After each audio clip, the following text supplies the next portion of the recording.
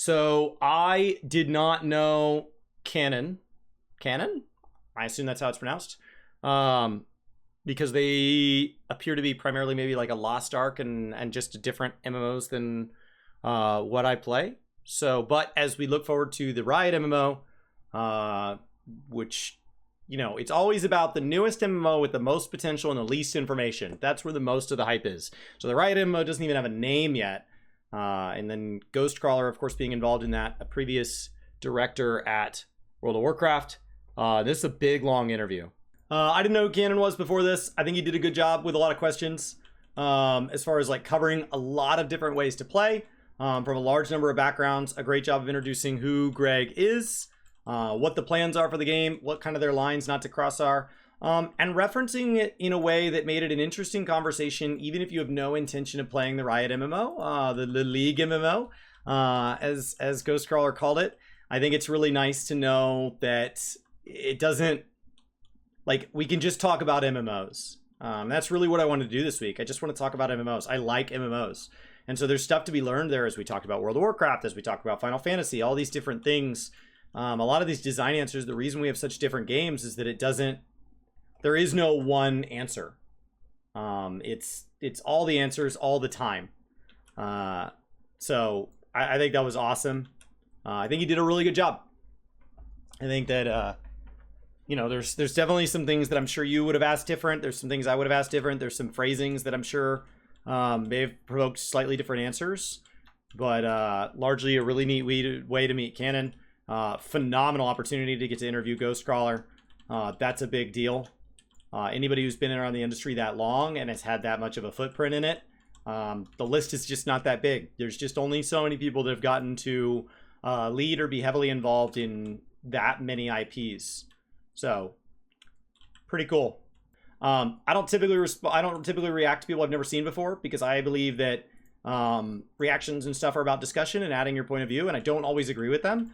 And so I like to lead with a compliment, because I really don't like posting reactions to like people I don't like. I really enjoyed watching Cannon. I really enjoyed what he did. I think he did a great job. I just don't always agree with his phrasing, and so like any criticism is not really directed at him. I think he did a great job. I just, you know, we're all entitled to our opinion. And so I typically like to say that first. And so in a reaction to somebody I know, I introduce them. I say, hey, this is Preach Gaming. These are the amazing things he's known for. And this is why I like his content. And maybe even my history with watching his content, if it's somebody I've watched for a long time or it's somebody that's new to me. And then after that way, if everything that comes out of my mouth after that happens to be me disagreeing with them, it's just about that is just a coincidence that I disagreed with the next 5 things they said. It's not that I aim to sit out and nitpick everything that ever comes out of their mouth for the rest of their lives. So we'll start working our way through this, but this would be very exciting to kind of see Greg Street talk about this. And I think there's some good topics in here as far as like pay models and things like that. The opportunity to interview Greg Street, aka Ghostcrawler, who is the director of the future Riot MMO RPG. Before getting into this interview, though, there are a couple of things that I do want to mention. First, this is a podcast style interview where Greg and I are pretty much just openly talking, and the focal point around our discussions is around his personal life, as well as his personal preferences, his influences, and his experiences when it comes to the MMO genre, both as a dev and as a player. My goal was to introduce Greg Street, the person, and give you guys some insight to the man that is going to be directing the most anticipated MMO RPG. Now, some of you guys may know already, if you watched the teaser, that the original cut was about 2 hours and 10 minutes long. In this version that you're going to be seeing, I had to cut it down to like an hour and 20 to 30 minutes. Unfortunately, there were some things that I did have to remove, but some of the cuts were also for the purpose of viewing pleasure, just to make it a little bit more straightforward for you guys, make it a little bit easier to follow. Maybe we could start with the gamer side real quick. Can you just, I know you mentioned a few games that you played. Can you kind of give us a little bit of info on just your background as a gamer? Yeah, so I mean, I'm super old school. I've been playing games my whole life. Like, I played video games when they were like black and white, black and green screen, old like Pong, Atari 2600, the first NES, then SNES, and then every Nintendo, Xbox, and PlayStation console along the way. I love hearing all the callbacks, all the nostalgia. But a lot of this kind of gamer cred also ends up sometimes being just a question of like, how long have you been around, right? So a newer game developer may not have played some of those games simply by being younger. So like, I don't know if this is where he's gonna go, but just as like a future aside towards these, I would love to know what games they're playing right now. What games have been like their most influential games over the last couple years. And then like what they are most excited to play that is not being published by the company they work for. So like what else are they excited about to really remind us that like a lot of them are just gamers. They're not just excited about their own press releases. They just like games.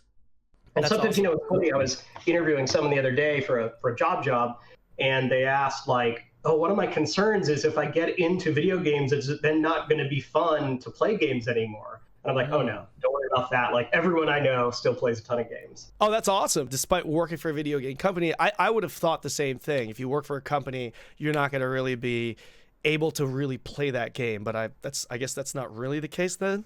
No, not at all. Like when I was working on WoW, I would like work on the game all day and then go home at night and, Really? whatever. Yeah. Did your friends know who you were? It depended. Like my really close friends knew who I was, but we kind of kept it secret from the whole guild because we didn't want it to be a big thing. And at the time, Blizzard was a little funny about that. If people knew who you were and started kind of stalking you online, you would go into the witness protection program and they would make you move servers and change your character. Really? Wow.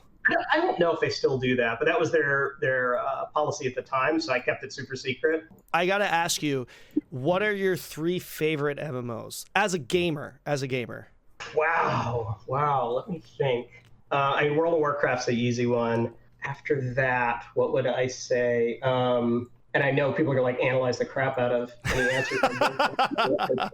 I liked Star Wars Galaxies for the promise it made, which was you can do anything. You want to be a dancer, I think you could be a baker, whatever. You don't have to be a superhero. You could just be a normal person. And that real open-endedness was pretty impressive. And going even farther back than that, Ultima Online, I played every Ultima game growing up. Right. And so that game came out, that was the first like real MMO. And it just blew our minds that was, you could play these games you loved multiplayer. And then you could debate whether or not it's an MMO or not, but I'm very impressed with Destiny and what Bungie has done with just kind of making high production values, pretty quick content cadence, and kind of shown that hey, MMOs don't all have to look the same. Like it's maybe it's a looter shooter, maybe it's a something else, but I think that kind of shows you that MMOs don't have to just be again, I'm picking my words really carefully here. You don't have to be a WoW clone to be an MMO. How about that? Right. And graphically, it looks kind of insane. Well, it really did when I played it. Yeah. So as far as like over analyzing his gaming background and the games he's into, what I appreciate about his list is that he tried to pick a variety instead of like the 3 best expressions of one way to play. And so as I've tried to add more MMOs on the content creation side, I want to have a broader perspective of MMOs. And unfortunately, from a time investment standpoint, that can't mean just playing all of them, because to experience them, you do have to put large amounts of time into each one. And so the question is, how do I pick MMOs that for the least amount of time invested, give me the broadest view of the current, what people are experiencing? Now that does mean typically pick the more popular ones, because that means that you're going to have more in common with more people. The more common experiences are the ones that are being had more often. Also, picking ones you're already invested in. This is something Asmongold talked about, I think actually when reacting to Brian leaving Final Fantasy XIV, was this idea that once you get known in a game, you should start like once you know a lot about a game, you should maintain that skill set. And you should maintain that knowledge base, because it's very easy to maintain an existing knowledge base versus take on a new one. And so for me, Final Fantasy and World of Warcraft are very, very, very similar games in a lot of ways. I've played a lot of both. I do play a lot of both, even though that's not adding a lot of breadth to my total MMO experience.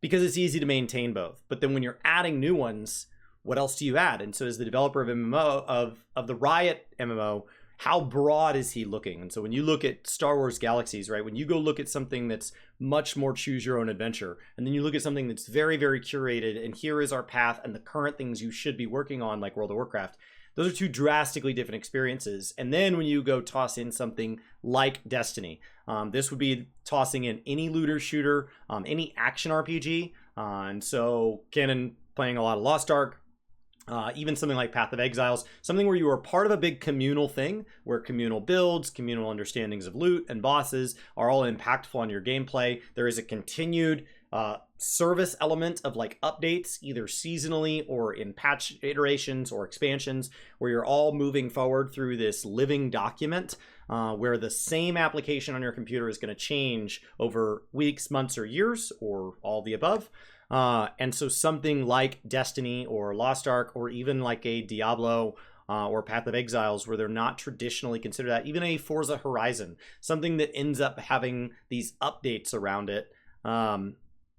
Those are all like really different ways to enjoy something that we categorize as MMO. Been working in the industry for quite a while. You worked with Blizzard before, and now you're working with Riot. Could you walk us through a little bit about your work history and how that's been for you? I am interested in the cultural difference, though. When I fell in love with World of Warcraft and played it for a couple of years, I also just kind of cold called Blizzard and said, look, I love this game. Are there any opportunities to work on it? And my timing was really good, just from luck. And if there's one message, your viewers should take away, it's like there's a lot of luck in this industry, like any industry. Right. My timing at Blizzard was really good because Blizzard was starting to spin up a game that they called it was called Titan, that later, through many iterations, eventually became Overwatch. But I think a lot of people know it started as an MMO. And Blizzard was going to be a 2 MMO studio with World of Warcraft and then a MMO set in modern times called Titan. So a lot of the World of Warcraft team was being pulled over to start that new project. And they really needed some backfill on World of Warcraft. And they really needed what we call systems designers, which is what I do most of the time, which is kind of the math side, the number parts of making video games. Okay. So making a class and deciding, well, this class needs a certain number of abilities, and this is what damage should look like, and this is how much you should heal, and this is how to balance a game. Like, that was something done a lot for the RTS genre. So it felt like something I could combine that with the fact that I played so many hundreds of hours of World of Warcraft and turn that into a job. And they were like, yes, we need some more senior designers, we need some more design managers who could run a team. Right. So they pretty much hired me to take over the class team on World of Warcraft. Interesting. That is not the first person that I've heard say that they went to work at Blizzard after just basically reaching out and right through a job posting or through a contact and saying, how do I come on board? Because I'm interested. And so, like, when people, right, I'm primarily in the Final Fantasy XIV space. So when I see Final Fantasy XIV fans who haven't had a lot of interactions either through forum postings or going and attending panels, I'm not talking personal interactions, just the interactions that the WoW team has publicly. They don't have a lot of those. I see people say what's different about 14 is the passion, because maybe they do read Naoki Yoshida's posts on the forums, or they watch live letters or something like that. And so they see those interactions, and they didn't see those on the WoW side because there are less of them. They lose that sense of passion. And so, like, the perception does. And so they assume it's not there. But actually, like, I know a lot of people who took pay cuts to work at Blizzard because they reached out and they said, here's my qualifications and I just want to do this. And Blizzard was like, we have a position open, but you're probably overqualified. And they were like, that's fine. I just want to work on it. Like, I'm willing to take market rate for that position, or historically below market rate. But in recent history, I'm willing to take market rate for that position. And I'm in an adjacent industry or something where my market rate's a great deal higher, because different skill sets have different job postings across different industries at different pay rates. Like, time and time again, I hear, if you want to work on that, you just work on that. And the luck thing is about preparedness meets opportunity. He's saying it's luck, but like he was qualified to take the position when it was open. So it is random whether or not that position was open at the time he was applying for the job, but it's not random how he got the skill. So all you can do is be as prepared as you can, and then take all the shots you can, and the luck will appear when those things overlap. Yeah, and again, when people ask what kind of classes will we have in the League MMO, the cheap answer I always give, take it or leave it, is look at the kind of champions we have, and you can think. All right, guys, that's it right there. The League MMO. That's its new name. Stop calling it the Riot MMO. You know, you're talking about like Microsoft coming in and the whole corporate side. That's kind of happened to Blizzard recently, right? I think with Activision coming in. You know, I hear a lot of talk about, oh, you know, it's just not the same. The culture's not the same. Your thoughts on that, maybe? All right, before he answers this, talking about Activision coming in, talking about in recent history. So when was this posted? 1 month ago. All right, so this was posted late 2022. Early this year, Microsoft announced its intention to acquire Activision Blizzard, and that is going through the regulatory process to determine whether or not that is allowed to happen. Activision Blizzard King, ABK, and Microsoft have decided that they have agreed on a price and terms under which that acquisition would take place. Now it is up to consumer protection boards who don't give a crap about their competitors, but do give a crap about the consumers inside their jurisdictions, are the ones that get to say yay or nay. The current major public hurdle is the FTC, the Federal Trade Commission, who is a consumer protection board inside of the United States, is going to not just instantly approve that, they are going to take that to court. Because it is their stance that it is not for the consumer. They are allowed to represent consumers, not decide for consumers. So they will be representing the consumers. Of course, Microsoft, with the support of ABK, will be with Bobby and Co. will be, of course, also given a chance to say their piece in front of a judge, and then a decision will be made. The FTC can be overridden. So that's kind of the current state of that. But he is talking about the Activision culture here. And so he's going back, and Activision acquired Blizzard, and they became Activision Blizzard. And the K in ABK stands for King, the makers of Candy Crush, in 2008. Now, if I open up the MMO spreadsheet of Epic Nerdiness, we go back through World of Warcraft patches. 2008, we were in the Burning Crusade, which means that while this was happening, the Burning Crusade stuff, they were developing Wrath. They were working on the Burning Crusade. So people talk about this before ABK time in Blizzard, and I want to just really focus on how narrow that time window is. I think people associate ABK with Cataclysm or with Warlords of Draenor or with the allegations coming out of California, if it was only the Blizzard of old.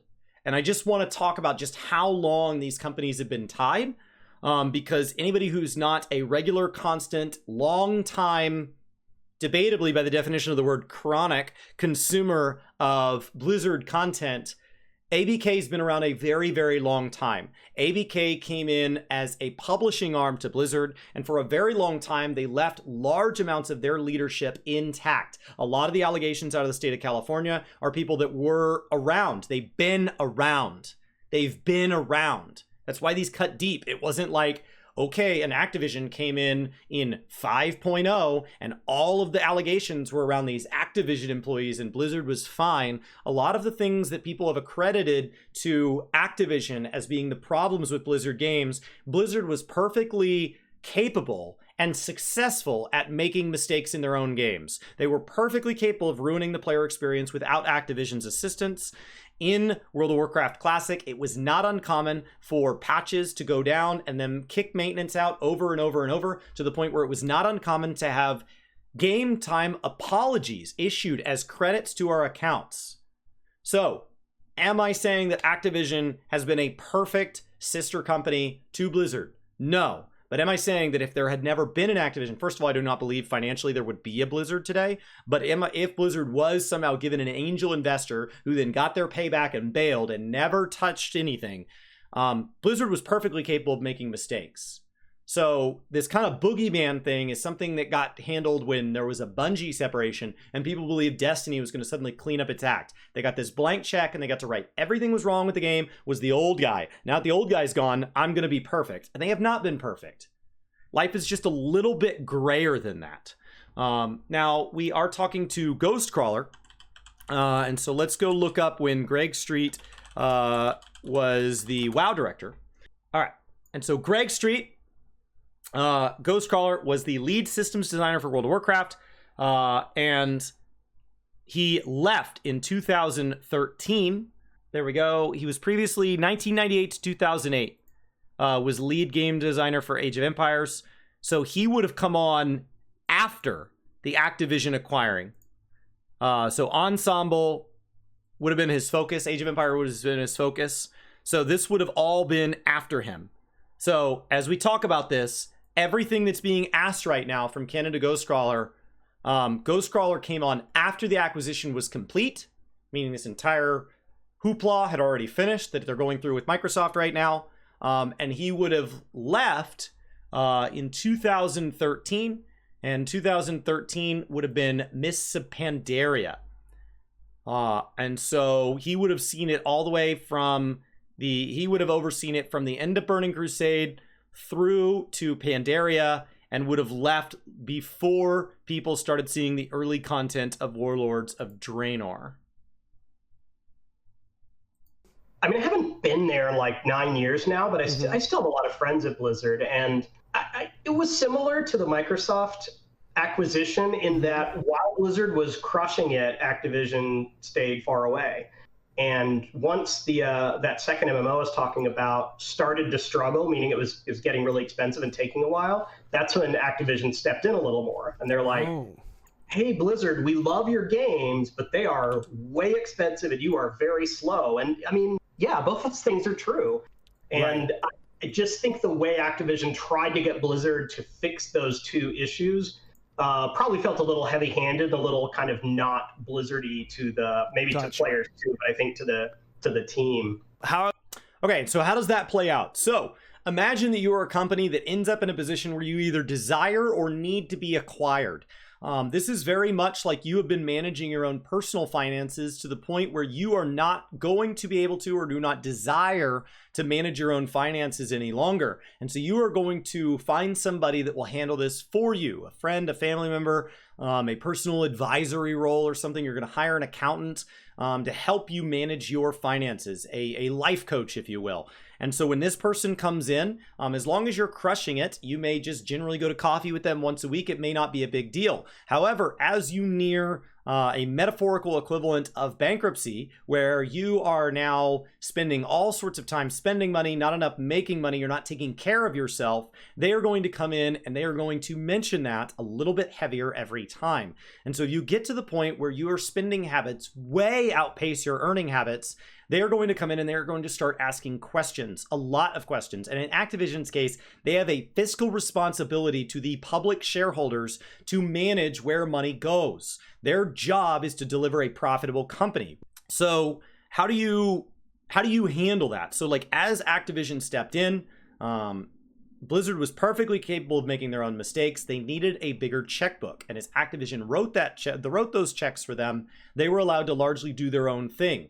As the years passed by, however, each time there was a change in leadership, a change in policy, Activision would ask Blizzard, hey, we loaned you money, right? The big leadership allocated a portion of the total revenue to this arm of Activision Blizzard, and that arm is not necessarily proving that they can return profit. That is not necessarily a bad thing. I think people equate that with like the loss of that, but the reason Final Fantasy XIV is successful is because it has good project management. Naoki Yoshida has said in interviews, there are other parts of Square Enix that make less money than business development, creative business unit 3 or whatever he's in charge of. And he has said in not so many words, if somebody else inside of Square Enix can make more money than I can with the resources allocated, I believe the translated quote was, I'd like to see them try.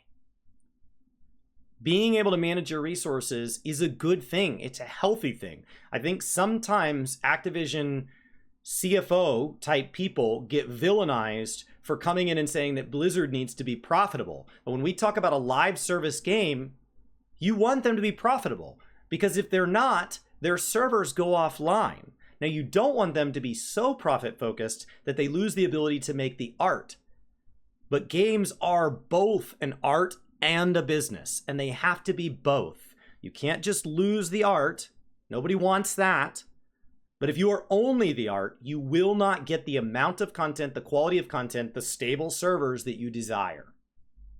I mean, I could take no credit for it because I wasn't on League of Legends at the time, but decisions like, well, we're not going to have, turning radius, and we're not going to have denial and things like that. Dota fans were like, well, that's stupid, that, you're going to ruin the game. But it actually ended up that it made the game more fun, more approachable, more sticky, and we got a really huge audience. And then the Valorant team kind of tried to do the same thing with tactical shooters. We're already really popular. We don't claim at all that we have that genre, but we looked at it and said, like, hey, some of the ways like that players cheat with peeker's advantage and bots and stuff like that. Like, if we can fix that and we can kind of restore the competitive integrity, and instead of having the kind of very overt military theme of Counter-Strike, let's make up our own IP. Let's do something a little crazy and have these agents with different abilities.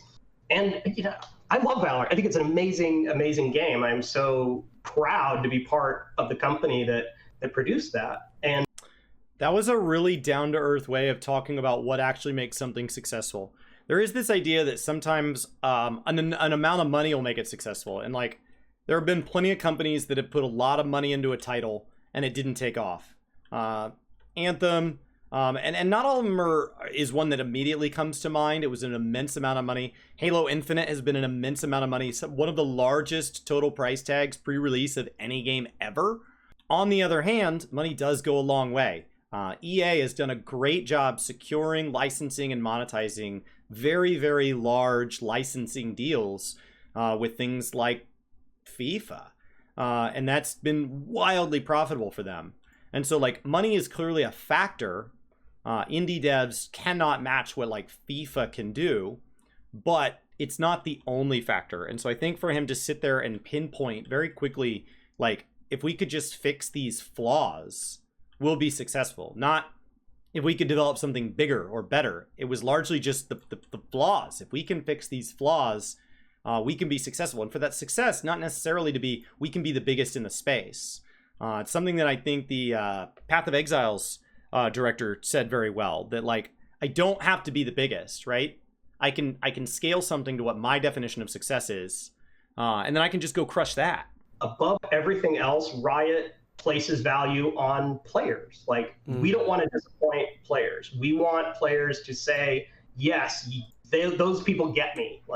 They understand me. They know what kind of games I want. They know what I think is cool. They know what's hip right now. They can talk to me like a real person. And so we've always tried to really get inside the head of players, as well as, we like to play games ourselves. I do want to move on here and get to our next section, and this is a section that I very much want to talk to you about. I want to just give a quick disclaimer here. Everything that we're about to talk about in this section, for those of you watching at home, these are Greg's personal thoughts and opinions on just the MMO genre, okay? This is not reflective of what's going to happen with the Riot MMO and just two guys talking MMOs, right? I want to open this up with my game. I would love to hear your thoughts on a game like Lost Ark. Number one, have you actually played Lost Ark, and to what extent? I have played it. I have not done a ton of endgame, for starters, just because it takes a really long time to get there. Yeah. For starters, I'm a combat guy.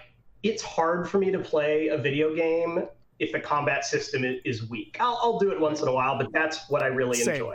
Lost Ark has great combat. Like, it has viscerality, which is kind of a fancy word, but we usually use it to mean, like, if you're a character with a giant axe and that axe hits an enemy, you feel it. Like, you want that heavy impact. It's really hard to fix combat later. It's really, really hard to fix combat later. It's what I think Destiny does really, really well. That feeling of impact, that feeling that your actions matter, I think is really important, and it's super hard to fix it later. It's one of the problems that WoW's had, is their combat's changed, and it hasn't changed a lot compared to Classic. When you think about people who want like a system to invert, like, it's still tab target, it's still abilities, it's still the same gear slots. You talk about hardcore versus casual. Now, I played WildStar. I played a lot of WildStar. WildStar was awesome.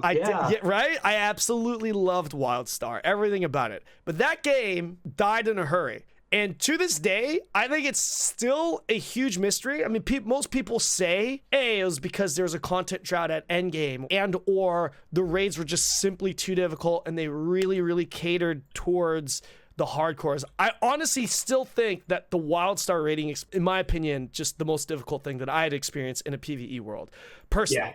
Yeah. It was like a bullet hell shooter, right? The way you have to, like, avoid all of this stuff on the ground. Absolutely, you know, and it was a great experience, but maybe that was the reason why it died. But then you got a game like Lost Ark where it's so successful because of how challenging the raids are. So, like, what are your thoughts on that? It is hard to look at a game and predict, like, yeah, this game is going to crush or this game's going to die on the vine. Like, if it was that easy to do it, like, every game would be a huge hit, you know? Right.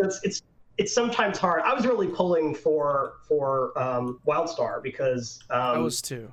It looked, you know, it was what I wanted in a game, and they went all in. Like, they're like, we're making an MMO. And I don't know, was it the setting was a little unusual? Was the timing not right?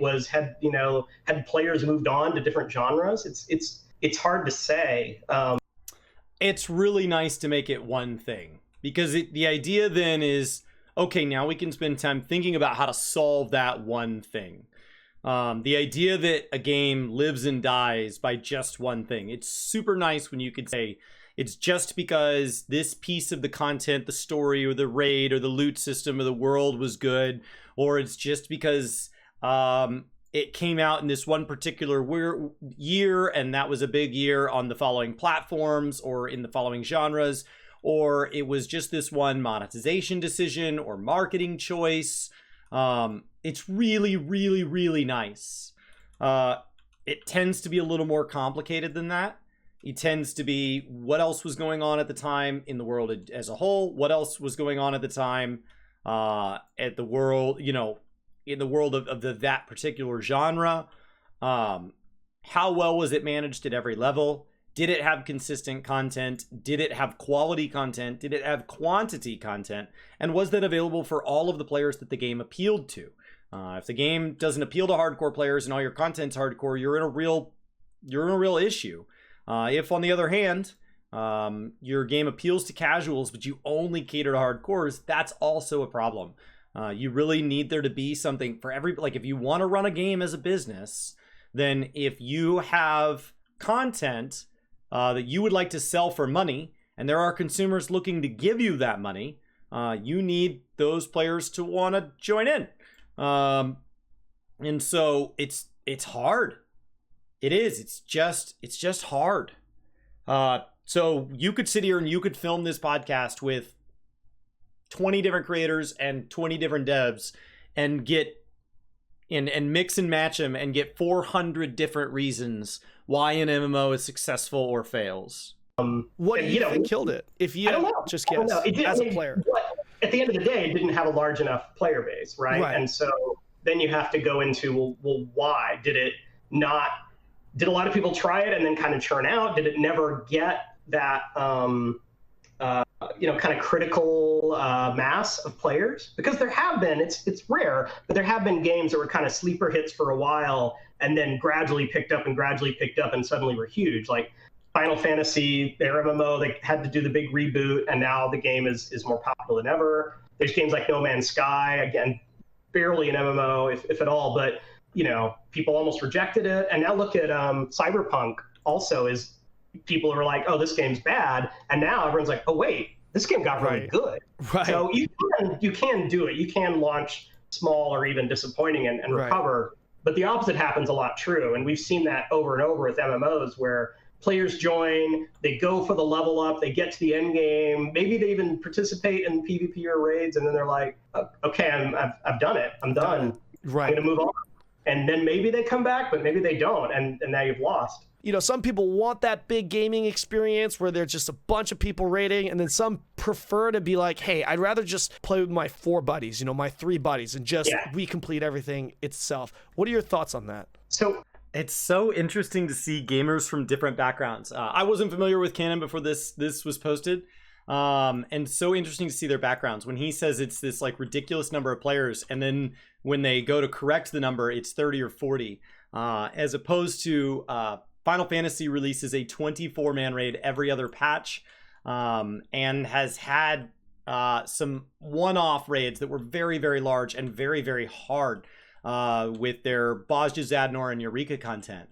And then in World of Warcraft, starting with 40-man raids, but having regular raids that are always 10 or more.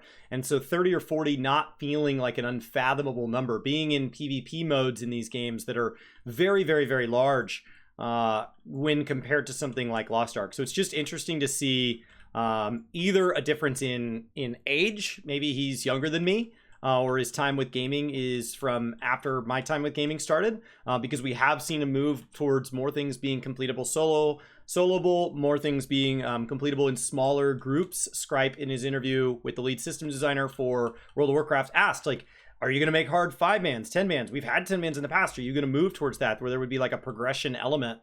And that's really interesting. How do you handle that? So I think like it's just interesting to note that gamers have such different experiences, even within self-proclaimed MMORPG content creators. Like, he and I should, I guess, have a lot in common. But that just doesn't seem like a crazy number to me. Like 30 or 40 man for your largest scale raids doesn't seem crazy. As a player and as a game designer, I like big raids. I just think I love the epic feeling. Like, there's no other experience like that in video games. Like, even in a battle royale, you may start with 100 people, but it's, it gets whittled down really quickly. Right. I recognize there are problems, and I'll talk about those in a minute, but you could do so many cool things. Like, you can just kill off party members. That's really hard to do when you have 5. Like, as soon as you kill off one party member, you've lost 20% of your power, and that's hard. And you probably lost your only tank or something like that. Whereas if you have 4 tanks and you kill a couple, well, the group can keep going. And so you just have more versatility as a designer making an interesting fight. Now, I recognize some players like smaller groups. Some players want to play with their friends, and their friend group is 5 or 8, and it's not 40. When you get those really, really big raid sizes, there's almost always some dead weight, and it's hard to be super brutal about, like, well, your SO is playing with us and they're not really holding up their end of the bargain, so they're out. That's so I feel like the right answer is just to have a variety, have smaller group, have larger groups. Destiny does that, WoW does that, Lost Ark is doing that. So that's probably the smart thing to do as a developer. But as a player, I usually pick the what's the most epic. So that's actually the reason. That's one of the many reasons why Naoki Yoshida, Yoshi P, in charge of Final Fantasy XIV, didn't want to add hard dungeon content. Dungeons in Final Fantasy XIV are historically 4-person content. And so adding something beyond the really optional and side content deep dungeon, the roguelike tower that you climb, for 4-man was something that he really didn't want to do because it puts too much emphasis on the individual. They actually, when designing their new PvP mode, were having trouble deciding we do want to go smaller, but we don't want it to be so small that it puts too much emphasis on the individual, because it can take the fun out of it for a lot of people, that it puts a lot of pressure that if you die, the entire group fails because of you. Their raids are done in 8-man, and by contrast, compared to 24-man, that does start to run into some of the things that Greg is saying here, where you end up with you can't do some of the crazy stuff that you can in, to leave it, Final Fantasy XIV Delibrum Savage, where you have a much larger than typical number of people solving a complex problem. You can't just kill off a tank, as he says. And so in World of Warcraft, they've had these different sizes, and Mythic Plus is a very, very different texture at 5 people mastering a piece of content over and over and over, versus Mythic with 20 people trying to beat content most impactfully on their first time through. What do you think separates games like WoW and Final Fantasy XIV from the others that just don't make it? Like, what is it about them? I mean, is it just the budget? Is it the creative design that's behind it? Is it a team that's running it? I mean, it could be... We talked about this on stream a little bit today. Right from the get-go, I have a big problem when we compare not making it with the top of a space.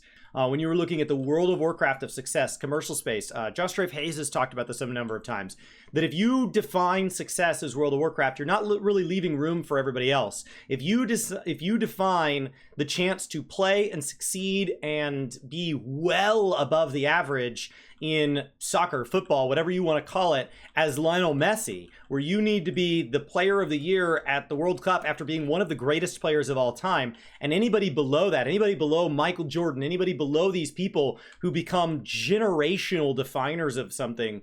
And so when you start to define it as everybody below the top 2 in MMORPGs are not successful, imagine a company where you and a friend start an MMO, and it gets to the point that it is paying your entire bills. You have a staff that supports the game when you're on holiday. And now you retire off of the money, living in the house that was paid for, taking vacations with the money from running an MMORPG that only ended up with a couple 100,000 or maybe a couple million players. But because World of Warcraft has impacted 100 million, or by that point 200 million players, you are considered as, well, it's just too bad. It's too bad you didn't make it. So I don't mean this necessarily as a dig on canon here. It may come across that way. That's not my intention, but it's something we talked about in chat today. This, if you aren't the person who is in the 8-man raid group clearing an ultimate on stream where there's 7 of the most well-known, talented Final Fantasy players carrying this one individual to success, if you're not carried like that, then you're not somebody who gets the clear. Isn't being the top 1% incredible? Not top 1, not top 2, top 1%. World of Warcraft, we're talking about over 100 million players. If you could be in the top million players to experiencing something, clearing an entire mythic tier while it is relevant is probably only 500,000 players worldwide, but 500,000 is a lot more than the number of people who got to be in a world first guild. So when we define it as, well, if you're not in one of the 2 world first guilds, it's a real bummer that you didn't get to experience mythic. We have got to loosen it up to at least the top 1%, the top 2%. Heaven forbid your top half. Oh yeah, out of 100 million people that played World of Warcraft, I only ever got to experience something that was more than the first 50 million. Well, that's a real bummer you didn't get to enjoy the game. That's a real bummer that they locked so much away from you. Yeah, I think you're right that budget is part of it. Like, again, thinking of raiding, it's a spectacle. And in Final Fantasy, when a boss comes down and like maybe the guitar kicks in or something, like they don't mind making like custom music for boss fights and stuff like that. Like it is something amazing to see. And you can make a really, really fun encounter that's pretty much just like a big ogre dude hitting you, but it's just not the same epic scale. It's not the sense of like, this is something. So yeah, budget's part of it. I also think the bigger games, and maybe the ones with the bigger budget, are just better at serving a broader audience. So say you make an MMO and you're like, hey, this MMO is PvP only because we think we can just make a better game if it's PvP. Well, you could probably guess there are going to be players that are like, well, I'm out. That's not me. Final Fantasy has a great like crafting game. It has a great social game. It lets you decorate your houses. So it serves players a lot of really different motivations. Right. I don't know if you can answer. That was the answer. What do the big games have that the little games don't? The big games appeal to a big amount of people.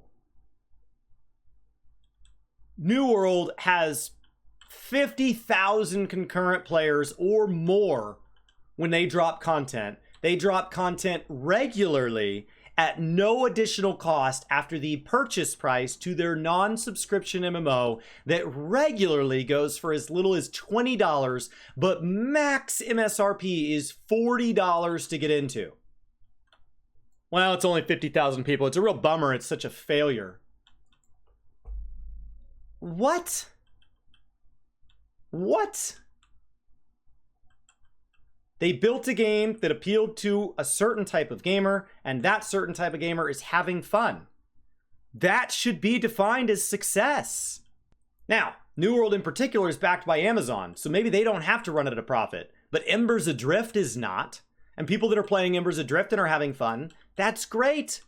Ashes of Creation does not have the backing of a big publisher at this point, and if it releases and is not as popular as World of Warcraft and Final Fantasy XIV, that's okay. Guild Wars 2 is not a failure of a game, and ArenaNet does not have the resources of Square Enix, Activision Blizzard, or Amazon. None of them. Now start focusing on indie games. Success should not be determined by are you on the podium. The gap between Final Fantasy and the third place is enormous because of how these games are sorted.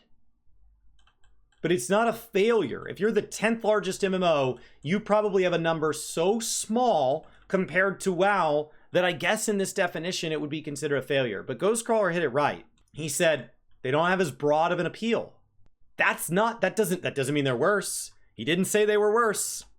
What do you, as a gamer, what do you personally prefer? Do you personally prefer to play a sub-to-play game or a free-to-play game that has an in-game feature? Yeah, the one thing that bothers me about a sub is kind of the guilt of I'm paying for this game and I'm not playing it right now. And so for a game like World of Warcraft, I came back and played the last expansion. And then when I stopped playing, I felt like, well, the right thing to do is to cancel my subscription. Right. But then if I want to jump in and play one night, well, am I going to start my subscription up again? Like, There's a little bit of friction there to really fitting in how I play. Whereas, like, if I want to play Valorant, I'll just pick up Valorant. If I want to put Valorant down for 6 months and pick it up again, great, I'll do that. Now, yeah, there are battle passes and things like that can be subscription-like.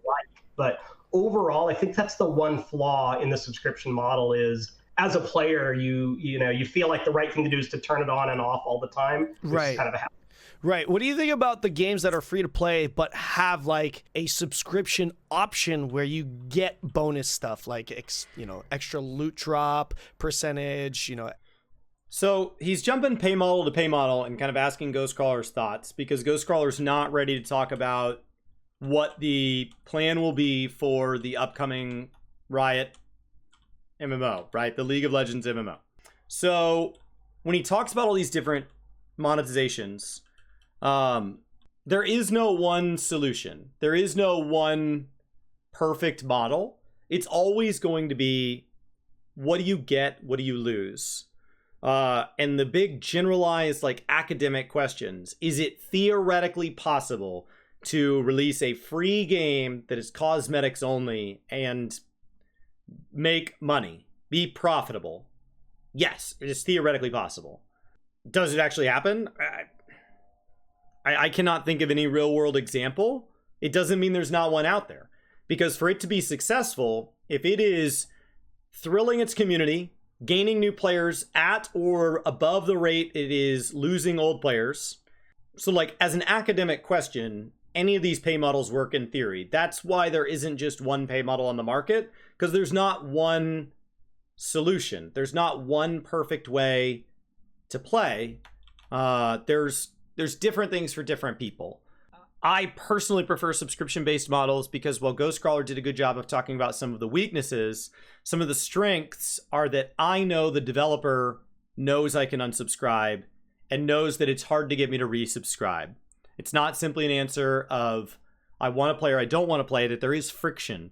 And that friction means that the number of active players tells you something. It's not just I thought about playing so I played. It's very much this was more than a passing thought. They made an intentional choice to install, activate their sub, and play, and they made an intentional choice to uninstall and unsubscribe.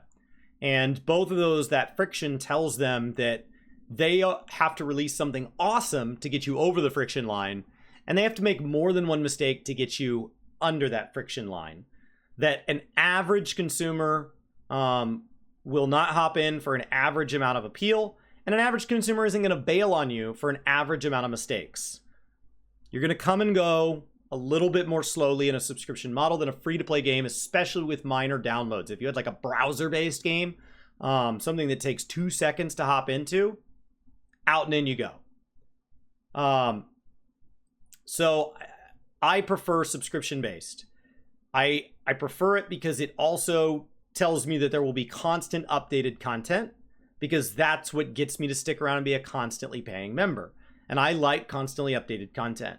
So I prefer that sub model. I also prefer to know what the price is before I walk in somewhere. So I don't really like the free-to-play games as much. That doesn't mean I've never played them.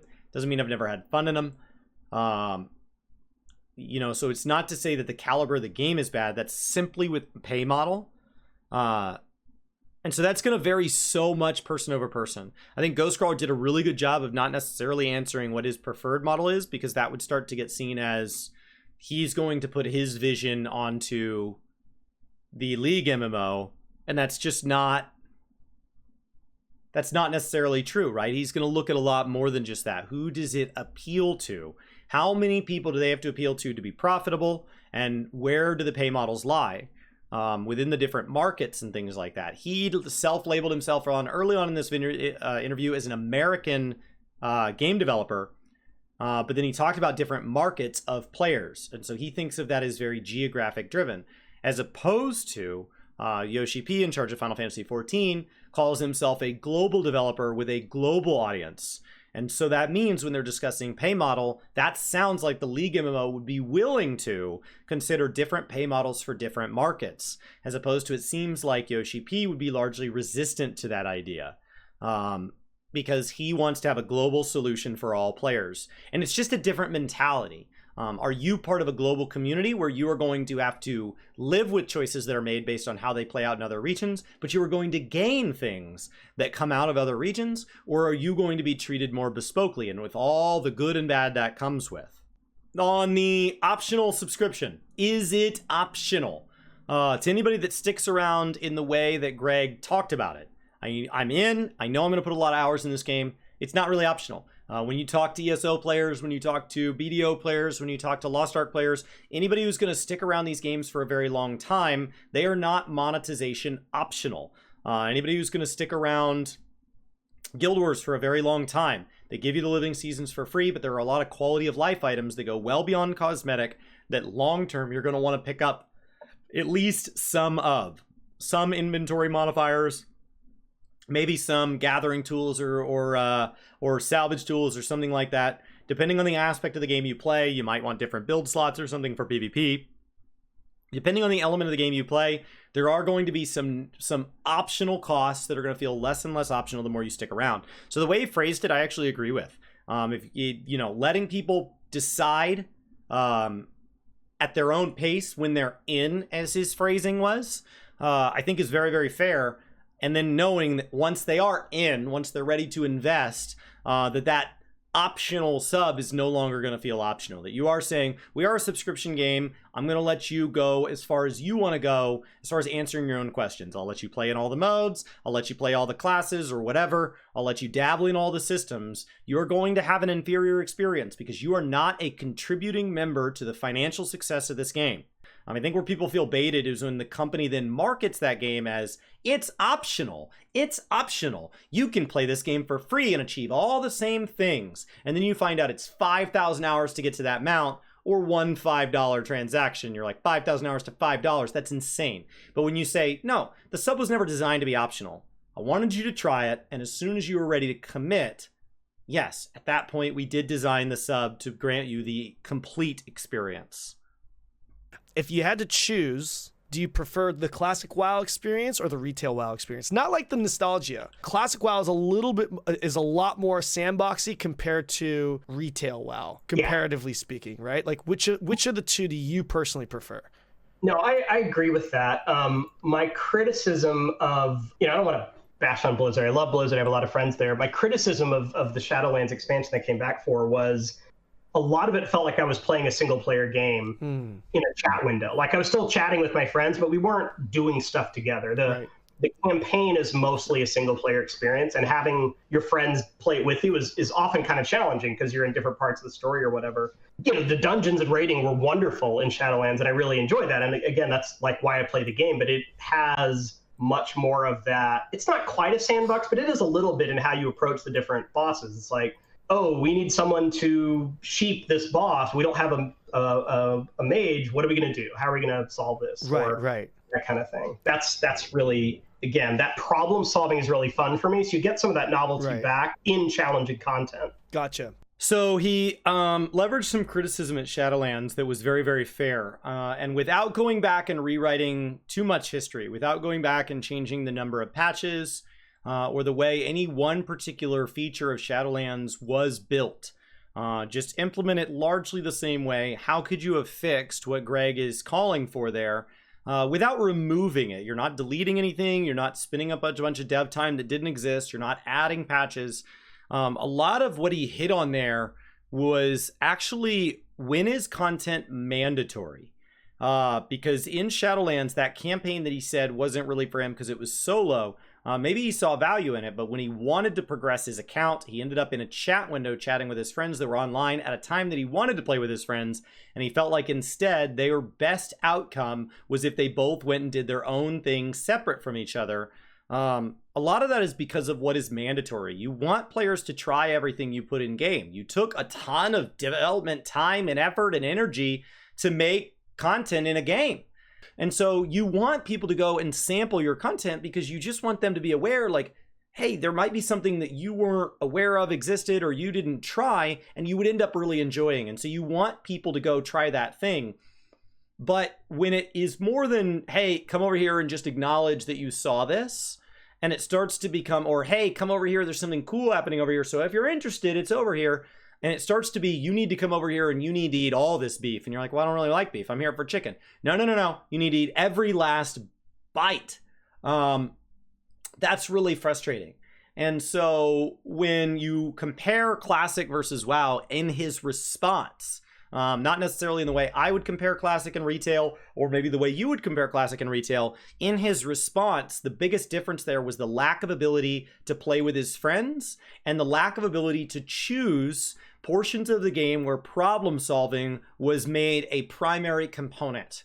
And so the ability to run dungeons where you needed to think, as he put it, hey, we don't have a mage, so we don't have polymorphs, so we're going to need to do this differently than if we did have a mage that would be able to turn one of those mobs into a sheep so that we could ignore it. And Shadowlands had those things. So without spending unlimited Shadowlands dollars, I'm telling you that, like, Torghast, if it was not made into Choreghast, could have been a problem-solving thing. Running the mall with friends at your convenience could have been that thing. These elements did exist. Mythic Plus was present, and for many of what it did in its last season was rejoiced even.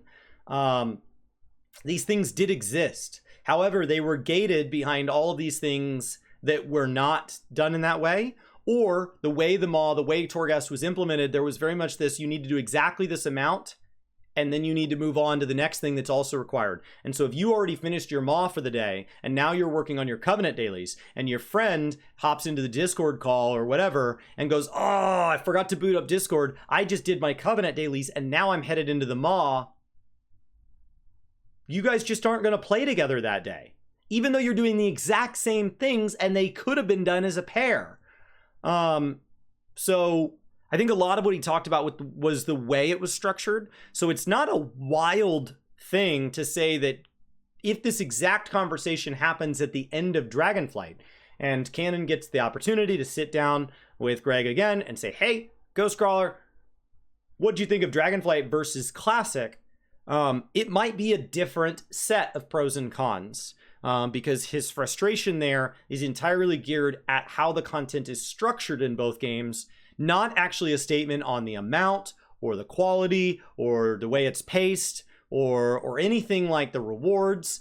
None of the things that would require real substantial dev effort to, like, rebuild something. Do you have a personal preference if you had to choose? Like, if you were going to play a game? The I play games. Maybe a lot of people play games this way. I kind of play games with my friend group, so a faction doesn't really hurt us that much because we'll talk ahead of time about, Right. hey, what are we going to do? Even like my WoW guild, they're like, hey, are we going to be Horde or Alliance this expansion? And that discussion happened. So factions don't have that flaw for me that they might for some. He plays with a specific friend group, so he's talking about his own personal experience.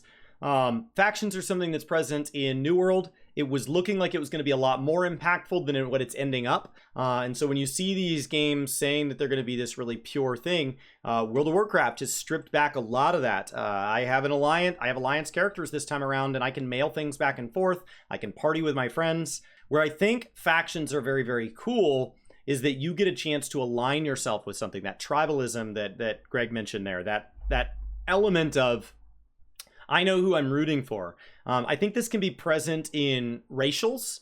When you look at video games, right? When you look out at the world, that becomes really awful really fast. But when you look in video games, you're not talking about the amount of melanin in someone's skin or something like that, or something that was outside of somebody's control. You're talking about a character creation screen that they can go back to in many cases and change later. And you're talking about races like gnomes versus orcs. And so there's this drastic difference there where they can have these wildly different, very stereotyped personalities where they all have similar voice profiles. They're raised in one specific land. Maybe they're all technology focused versus another one is all about the divinity of the Earth Mother or whatever. And so you can have some of that present in racials. You can have some of that present in various class design. So you don't necessarily give it up per se when you move to a non-faction based game. You can have warlocks be against mages and mess with each other on who did the highest DPS or whatever that thing is. That's totally fine. That's present in games. If you want to have these optional things where you can like align with a covenant, as it were, or a group, and then you can cheer for them in the final scene and all of that. But I think that largely needs to be a cosmetic choice. And at a mechanical level needs to be something that if there is a forced choice, I don't mind agency, that it is a reversible choice or that it does not get in the way of those sandbox elements, that chance to take part in a community. So in a modern day and age, I personally would like to see that fade. At a technical, like, what does the game mechanically force do? If we want to have cosmetic fun rivalry, like for the Horde and Alliance sucks, effectively cosmetic only, narrative only, sandbox only. If you want to have all Horde players on one side and all Alliance players on another in a custom game, that's fine. But if I'm just looking for the next match to form, just put me in a match. If I want to play a match with somebody that I met on the bus, let me play with them and stop being like, well, because you made a choice 10 years ago on your character. No. Moving on, progression. Now, this is a big one for me. In Lost Ark, in my opinion, one of the biggest downsides to Lost Ark is the daily grind. And they call it homework. Like, literally, that's the term we use. We call it homework. Those start adding up. And it's a very alt-focused game, which is another thing that I want to talk to you about after this. But it's a grind. Nobody likes it. Right? Nobody likes doing it, in the West at least. But at the same time, how do you make a game, an MMO, not repetitive? You do need to give tasks for players to do every day to log into the game and feel that progression so that when they do get progress, they feel rewarded, right? There needs to be that grind to a certain degree. So MMOs, RPGs, I think in general need progression. I know there are people out there that say, oh, you could have a very flat game and it'll work. I think, I like to get more powerful. I like to get new weapons and spells or whatever. So I think progression is important. It is a very delicate tuning point because if players progress too quickly, they kind of run out of stuff to do. They're like, okay, I'm done. And if they progress too slowly, it's frustrating. It's like, you play for 1,000 hours and you get, 5 more hit points. Like that feels pretty crap. It's terrible. Dailies, wow. I remember, so in World of Warcraft, we added more dailies because players said, hey, I have nothing to do. I like raiding. I raid with my guild once or twice a week. What am I supposed to do the rest of the time? Originally, it was, go farm flasks and other types of consumables. Cannon said that players don't like dailies, but when they added dailies to WoW, it was rejoiced, and we were capped at 10 per day. And when the number of dailies available became very large, players that were new or were going back and they were binging it after a raid tier instead of trickle feeding it, realized that they couldn't work on all the dailies simultaneously because it was more than 10. So they asked for it to be raised. So in Mists of Pandaria, it was raised to 25. And then, once again, players who wanted to grind all that said 25, why cap it? So they lifted the cap. This is player feedback. People can say that people do not want these things, but they do. You also don't want players that are burned out and tired of your game. I saw this with Dragonflight where people were like, you know what I hated about it? Was that they made me farm rare mobs for 11 hours on Saturday. Nobody made you do that. At no point for anybody in the bottom 99.5% of players in World of Warcraft was required to farm rare mobs at the beginning of Dragonflight. That was not a mandatory step. It was utterly optional. If you want to progress from normals to heroics to mythic plus dungeons, you did not need a single piece of loot off of rares, much less to grind them for 11 hours. In addition to that, you also want content to be something that's consumed steadily by your entire player base. You don't want all the hardcores to get so far ahead that they won't even run with the casuals and the casuals get left behind and feel like it's not even rewarding because they can't catch up. So you want that gap. You want there to be a healthy consumption rate that can be enjoyed by a wide variety of player hours and player efficiency. And so you want those daily and weekly grinds. However, we are moving into an era where the technology on that doesn't mean that it has to be every day. This daily capture thing, if somebody wants to take Saturdays off, one of my biggest complaints about my Apple Watch is that the daily exercise thing wants the same amount of daily exercise minutes from you 7 days a week. And that's not how fitness works. You can have and should have rest days. You can have days where work is just too long and you don't have time to work out. So it ruins your streak that it's like, try to do 7 days in a row. But because you can't do that, I end up not engaging with it at all. So when you have a game that's become so daily focused that it punishes you for making the mistake of, oh, well, I played this other game on Thursdays, or I accidentally got food poisoning this week. That was a real stupid thing of me. Like, punishing players for not being able to keep a daily streak is moronic, and it's something that is heavily seen in games that are wildly focused on dopamine hits, where they can't afford you to come out of your dopamine haze long enough to look up and realize, oh, this is just a game. Players said they wanted to play the game more, and so that's the kind of inexpensive way from a developer standpoint. You know, I'm sure players would love to have a new raid, but raids are expensive. Absolutely, yeah. Hard thing to do. So while you're waiting for the new raid, here, have some dailies, have some, currency, have some grinding. Sure. I think the better games offer you choices, which are, again, it's hard to tune, because if you say, look, you could PvP for an hour or you could do quests for 10 minutes, well, everyone will pick the quest. But if you could tune it right to where people can do what they enjoy doing, or even change it up, like, oh, I'm so burned out of killing wolves, I'm going to go PvP instead. Like, that's the sweet spot. And I think that's what, as a player, and as a developer, that's what I enjoy, when the tuning is good so that you can kind of do lots of different things and be okay. Right. Player choice and a lack of strict lockouts are where it's at. The idea that once you finish something, you need to take a break from it, time gating it so that it lasts the entire patch cycle, that doesn't bother me.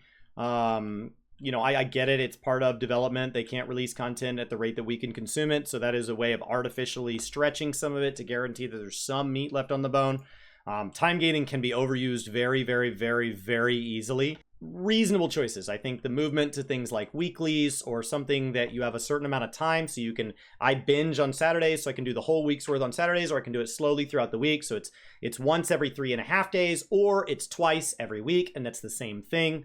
I think I really think it's nice, and I understand that everybody's gonna have different tastes, and so having those different flavors is really awesome. Right. And you're right. It just sucks because, like, if it gets to the point where it's like, I have to do 20 dailies a day or I'm behind, that really sucks. Feeling and I'm going to let my friends down because, they're depending on me. I'm the healer, I'm the tank, whatever. And now that guilt sucks. I don't love logging into games every day. Sometimes I don't want to play a game. I want to watch TV. Sometimes I want to go out with my friends. But players ask for this, right? Because imagine you do like logging in every day. Imagine right now you're just in a WoW kick and you're logging into Dragonflight every single day. And then imagine somebody who just plays a couple hours a week gets all the same stuff as you. So they're like, man, wouldn't it be cool if there was something to reward me for all this time I'm putting in? So the reward comes from a very natural place of, I want to be rewarded for the time I'm putting in game. And so they say, yeah, that's awesome. And so these grinds that have come out of Legion and then BFA and Shadowlands came from a very, very natural, organic response to players are doing this content and they want a reward. Wouldn't it be cool if I got rewarded for questing after experience was no longer relevant? Wouldn't it be cool if I could progress my character besides just when I have a raid group? Wouldn't it be cool if it starts that way? But then it can very, very, very quickly get out of hand, right? It's over salted. Somebody goes, God, I love how salty this is. And so then the cook goes back and goes, okay, be sure not to forget the salt on the next order. So they do a little extra shake. Oh my gosh, that saltiness, it stings the lips a little. That was really nice. That was really nice. Could you do a little more? Yeah, actually it drastically changes the recipe if you cook with the salt and not just apply it at the end. So I'm going to cook with part of the salt and then I'm still going to dust a little over the top at the end. Oh my gosh, this salt, it's so bright. It's so zesty. I love it. And then one day you wake up and it's not edible. You've begun using tablespoons instead of teaspoons, and there is no way to consume this. And then you say it's too salty, and you get up and leave, and the chef's like, but all you ever complimented me on was salt. It feels mean when you're like requiring people to log in every single day without fail or they fall behind. Logging in every few days or maybe once a week, that I can commit to. For a game I love, I don't mind playing once a week. One of the things that I feel like Lost Ark does do well, this doesn't excuse all the dailies in my opinion, but they do have rest bonus that you can stack throughout the week, and like you get like double the loot. I feel like that's a pretty good system to really kind of take a break, right? What are your thoughts on alts? Because I'm personally not a big fan of alts, yet I'm playing a game that revolves around having a lot of alts.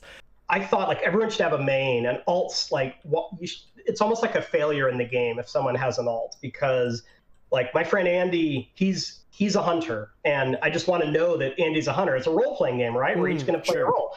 I'm a warrior, he's a hunter. And then when he starts playing his mage instead, I'm like, well, that's weird. You're a hunter. I don't like to think of you as both people. I want to know that when you're on, you're a hunter. And then my thinking shifted a little bit because you know, I mentioned before the thought of novelty. Well, there's hardly anything in a game that gives you more novelty than playing a different class. It's like, do you like how Final Fantasy has done it? I think it's a clever solution in that, and I assume your viewers all know that Final Fantasy lets you just have one character who can be lots of different classes, but only one at a time, and you just kind of switch. Right. It's really cool because if you like your character, you don't have to switch. You're like, I can do anything with this character. The bummer is if a new like race or something comes out, you don't get a different experience. You can't say, what is I can't remember the name of the Drakthir, the new dragon people in the new WoW expansion. Like they come out, and you're like, well, I don't need them because my one character can already do it all. Right.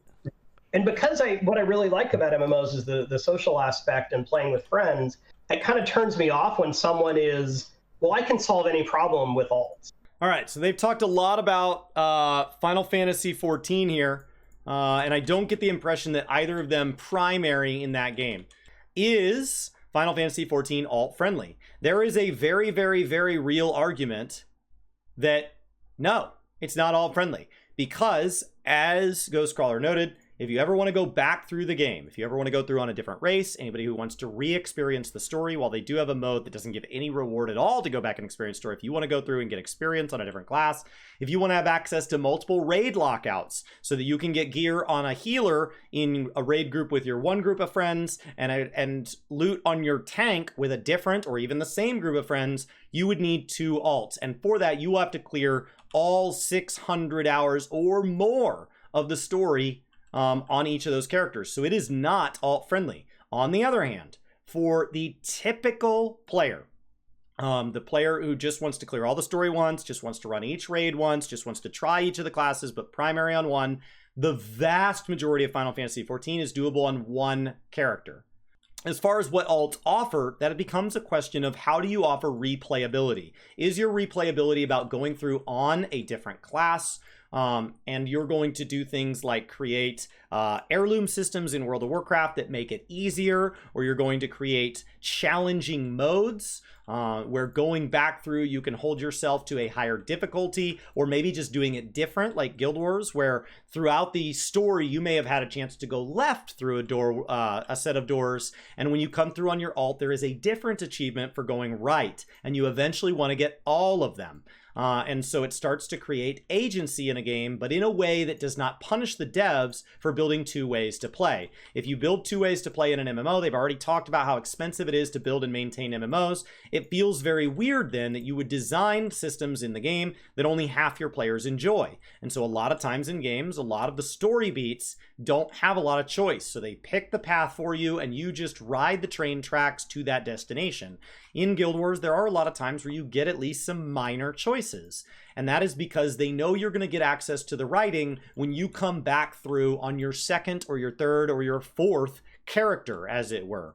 And so these alts are something that, as they talk about Final Fantasy XIV, I would put way on the end of not having alts. Your thoughts on horizontal versus vertical progress in MMOs? I think you need both. Like, I don't tend to stick with games that are just horizontal because I like to get more powerful. That's kind of Absolutely. I came into digital role-playing games from Dungeons and Dragons and physical role-playing games. So that's just what I think about a game is, you get more powerful, you get better spells, you get a better weapon. I do like having some amount of horizontal progression because it just, the crappy way to say it is it gives you another bar to fill up. And like, if you're stuck on one thing, you can go work on something else. Right. Really smart games like Civilization have that, I want to play one more turn feel, because you're almost about to finish something. And even if like one goal is really, really far away, you turn around, another goal is really close. So the horizontal progression versus vertical progression, before he moves into this next topic. Vertical progression is climbing a mountain towards the peak.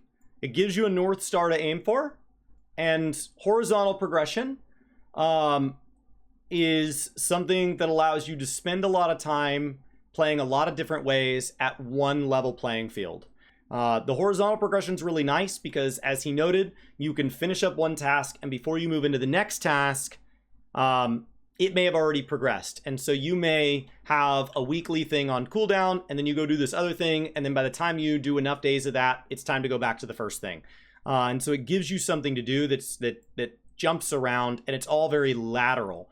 However, vertical, anything except climbing higher doesn't always really help you. You've got to climb higher. Higher, higher, higher, higher, higher. Higher is all that matters. And having a mix of both definitely is the name of the game. No one game seems to thrive on simply nothing but horizontal progression. They tend to struggle where people achieve everything they wanted to achieve and now don't know why they would even keep playing. And then meanwhile, games that are exclusively vertical progression tend to fatigue players out. Having a little bit of lateral, especially for things like alts or more casual players, is really great. But if you don't have any reason to chase the top, sometimes people say like, yeah, I played that game, I never really felt like I had a direction to go because every direction felt equal. So because the game never felt them direction, they tend to just kind of burn out of the game. Again, I hate to keep going as an answer, but there's the reason these problems aren't solved is because there's pros and cons, right? Absolutely. I love the moment of like killing the dragon, opening up the chest and like seeing what's inside. It's lame if it's just a bunch of crafting materials. It's cool if it's like, oh, it's a magic sword. That's awesome. It is. On the other hand, when you think about the fantasy of a lot of these characters, King Arthur had Excalibur and Aragorn has Anduril. It's not like Aragorn killed an orc and the orc dropped a better sword, so he vendors Anduril and now he has a new sword. That feels weird. So I get the idea that like, no, this is my sword and I'm just going to focus on making it better and better. I'm not going to throw it aside just because an axe fell out. Right, So right. There's different ways to do it. A game like Diablo, Path of Exile, they're very based on disposable gear. Like, you're going to go through gear really quickly and you're constantly going to get gear, but you're never going to get that feeling of like, this is my sword, because you're going to go through it a lot. I think we've almost lost something in games now that players have the expectation of, I'm gonna finish my gear, I'm gonna look at what the best in slot items are, I'm gonna acquire them all, and that's kind of my journey. Because then you never will have that moment of nobody else has this weapon. Like, I'm the only one that has this weapon, and people are gonna see me in town and be like, dude, I can't believe you got that. I think that's where loot guarantee systems really thrive as the hybrid. I don't think there's one size fits all, or the whole industry would just copy it. But I think that's where those kind of guaranteed loot systems thrive. So that could be that after a certain number of weeks of raid content, another way to get the same gear becomes available, or the content becomes easier to run so that you have more access to the loot table. That could be the loot table itself literally opens up. That could be literal loot guaranteed changes. Some games handle where your odds get higher each time you do not get the drop that you need. A separate item drops that's a vendor-based item. And so after you build up enough of that item, or after a number of weeks, that vendor opens up and will just sell you the exact thing you wanted. Final Fantasy XIV does this with mounts in their extreme versions. 99 totems will buy you the mount, but you only get 1 or 2 totems per clear. And so you are way better off getting the mount to drop. It just may not drop. And when it does drop, you may not win the roll. And so that would be way better if you could get it to drop, but there's nothing you can do about that. So 99 is an immense number of clears, but the idea of saying, well, at least I know it's working towards it. And depending on the length of the extreme fight, they either drop 1 totem or 2, so that it's always kind of the same roughly number of hours. All right, that at least tells me that I will get it one day. But this idea that there is a bad luck guarantee, the bad luck protection system that just kind of, as you guys are noting in chat, the pity system, that says, this is a game. This is a game. It's not a finite resource. We don't have to have winners and losers. We don't have to have the lottery be something that not everybody can win. After a certain number of weeks, everybody can win. We're all going to move on to the new patch in 4 months or whatever. After the first month's going to be really rare. Second month's going to be kind of rare. Third month's going to be, if you've been playing a lot, you might have a chance. 4th month, we're going to make it pretty common. And when we move into the next patch, just go back and get it. It's fine. It's yours. I don't care. The games give us the expectation that, oh, you are able to get that. Like, you should get it. I think one of the most brilliant things that the Battle Royale games do is when you know there's 100 players, you know your chance of being the last player is really rare. Like, 99 other players have to screw up for you to be that last player. Right. So you go in with the expectation that you probably won't get it. And then when you do get it, and most people get it eventually, like, it feels amazing. And you tell all your friends, and like chicken dinner, whatever, is great because you don't expect it. And I wish we could get MMOs back to that point of, I don't expect to get a new item, so when I do, it feels wonderful. That much better. Okay, so his example was battle royales.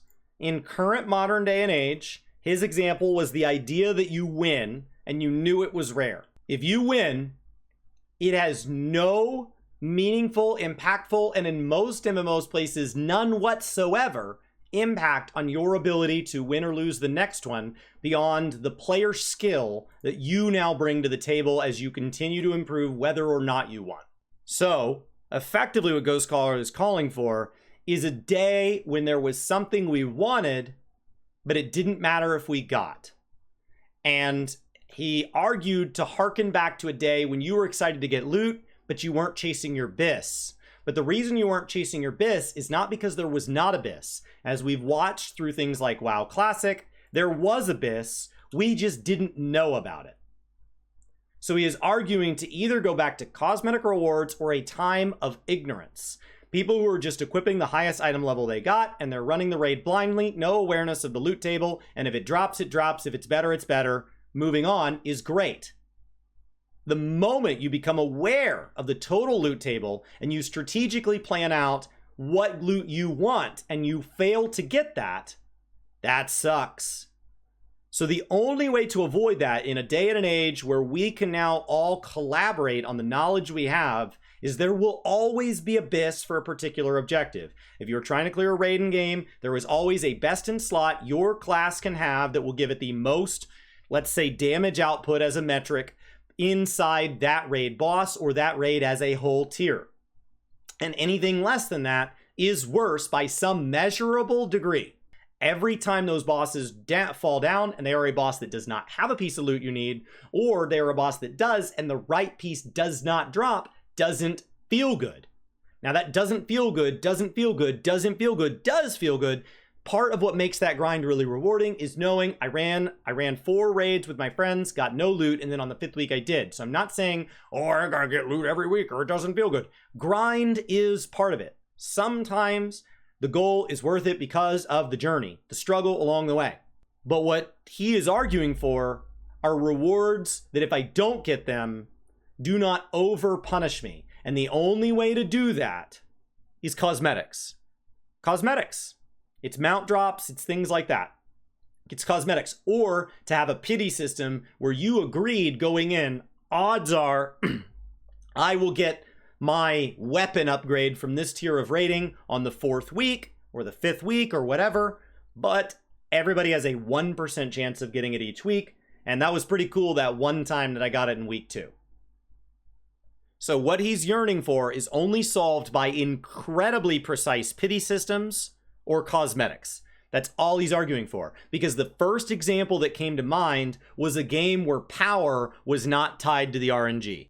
If you were getting dropped into better portions of the map with guaranteed better weapons as a result of how many times you've won this season, suddenly that very same, ooh, it could be anybody's game in Fortnite would not feel good.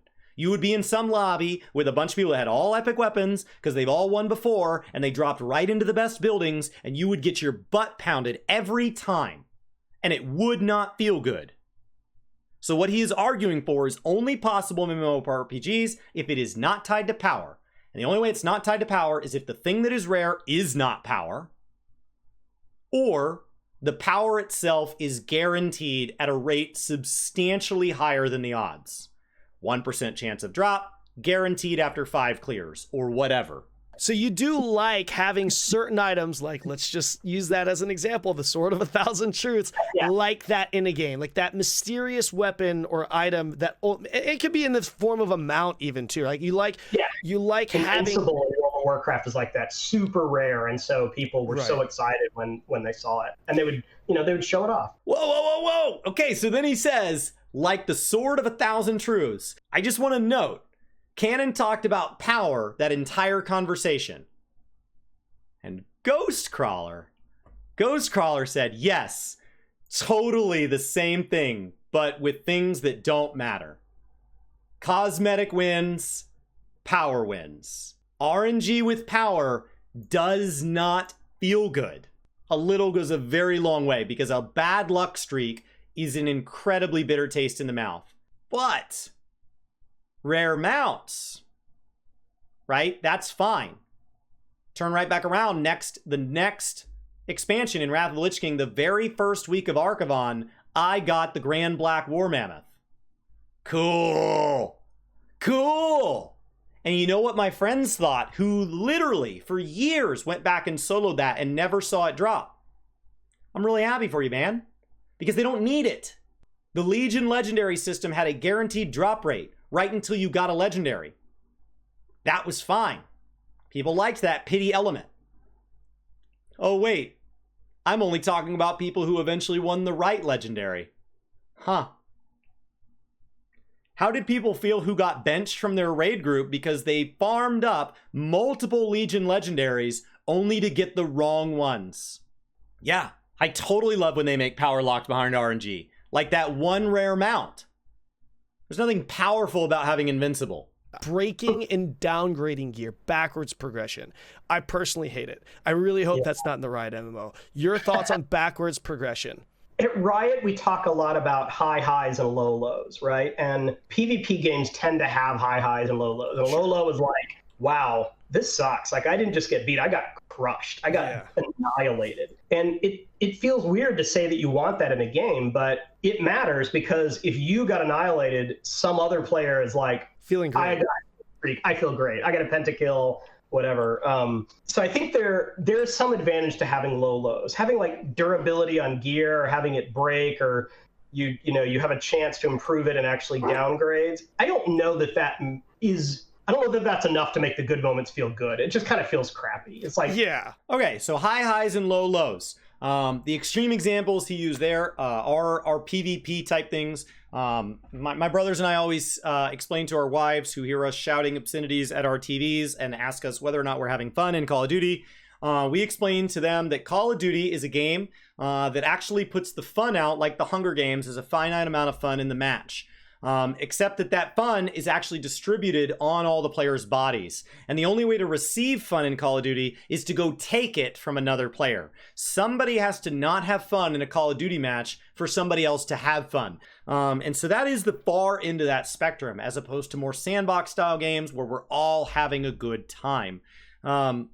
So when you talk about something like a hardcore game, people who play like hardcore Diablo 2, or are trying to do a no-hit run or something like that, this idea of downgrading, losing experience, permadeath, any of these concepts are very, very high stakes. You're playing Russian roulette with your character, and if you make a mistake, you will lose progress. It is theoretically possible that if you are not on your game and something goes poorly, really sucks when it's not your fault, ISP or something like that, you could literally log in this evening and log out with less progress than you logged in.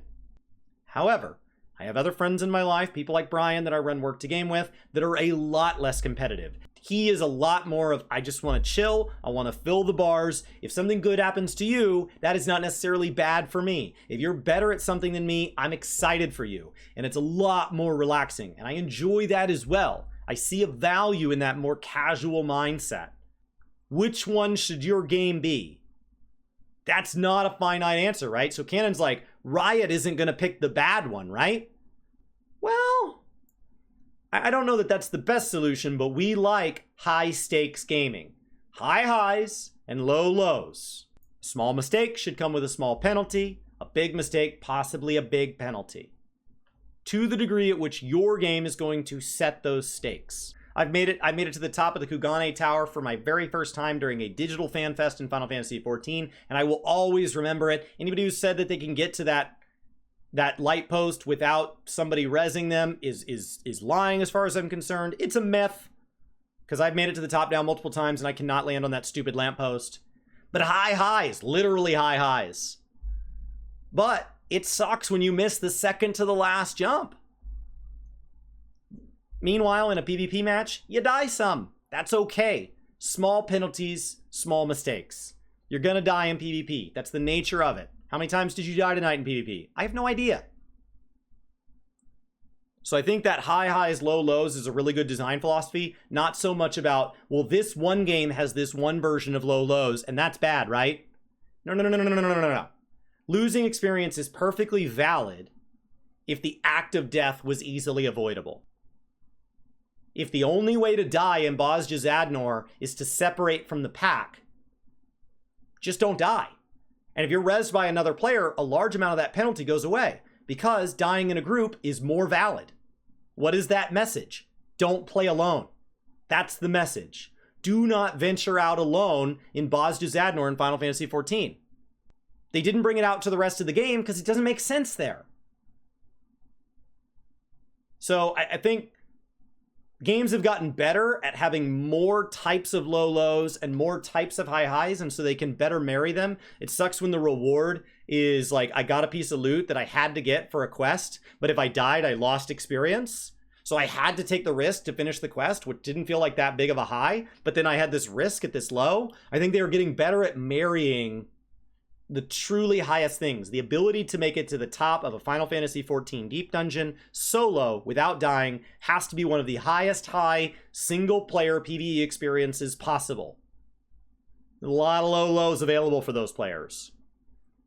Story mode in games, you really never die.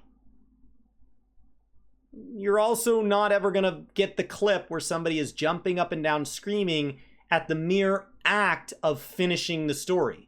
They might be excited about what the story contains, but the achievement popping up and saying you did it, they're like, guys, I did it. I completed my 1000th quest. Isn't that amazing? No. So tying the right high highs to the right low lows is the better answer. So if there is going to be experience being lost, that should be because there is a chance at unbelievable experience to be gained.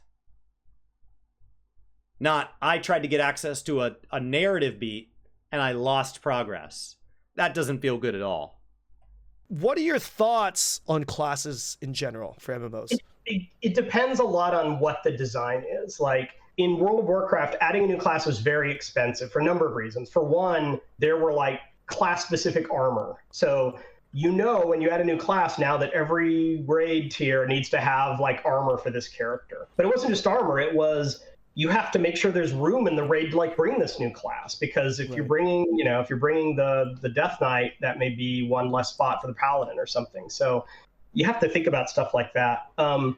You could make a system where adding classes is relatively cheap, but that would have to mean that each class is less distinct, right? Like you probably don't have a whole talent tree or something like that. So what he's talking about there is basically class balance versus class homogenization. If you want every class to be capable of everything in a game where it doesn't matter which class you bring, then they have to be largely all capable of doing all the same things. So you don't get that unique taste. However, if you want to be able to bring whatever you want, or you want to be able to add a new class every patch to a game, they need to be very much the same thing, so they're all capable of the same power. If you want to have them all be cosmetically different, then you have to have a lot of time to spend on art assets, as opposed to if you just want to have a large number of them, maybe they visually don't end up with as much variety. And then you have to start bringing in balance, and balance is a separate thing. And so as you start to look at having 30 plus specs in World of Warcraft, balance is a constant struggle. Final Fantasy XIV has gone through these undulations where the game feels really, really balanced, but a lot of the classes feel capable of doing exactly the same thing. Or these individual times where it feels like something is starting to get a lot of personality, but then you see it's over or underutilized in the raid because that personality is either useful or it's not. What would you say is a good pace for a new class release for an MMO that's active and has a pretty good budget? Just before he even addresses this, because I'll let him think. While Ghostcrawler's thinking of his answer, every class you add is now content you have to maintain forever. If you add a dungeon to the game and you have 5 classes in the game and it is run in 3-man groups, then you need to balance it for any combination of any 3 characters across those 5 classes. If you start to break down games into the Trinity, you have to be able to have any of maybe, let's say, the 5 tanks, any of the 5 healers, and then any 3 of, let's say, the 5 DPS in a 15 class system.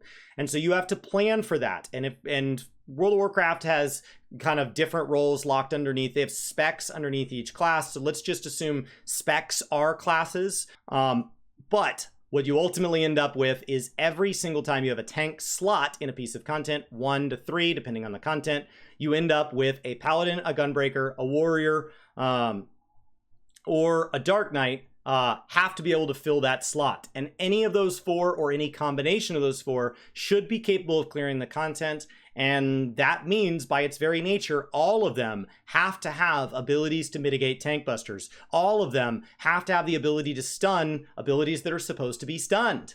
You end up with this 2 dozen ways to play, and that means when you add a new raid, if you add 5 more tanks to the game, so now you have a total of 9, now all 9 of those have to be able to slot in, which means they can only be so different from each other.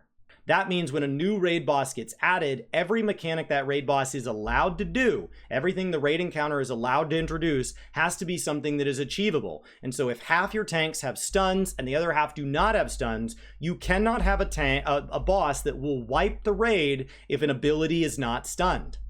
Because that means that in half of your tanks, they are no longer allowed to run that content because the group is wanting a clear.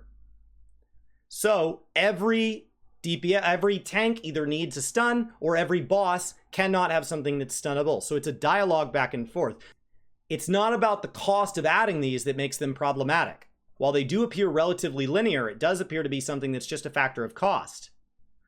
If you imagine an infinite number of expansions, 20 expansions, 30 expansions, as these games are now over a decade old and are planning for the next one, is it sustainable? It's not just a cost issue, because all of the games I just named also have to remain backwards compatible, which means they now have to maintain balancing for all existing classes.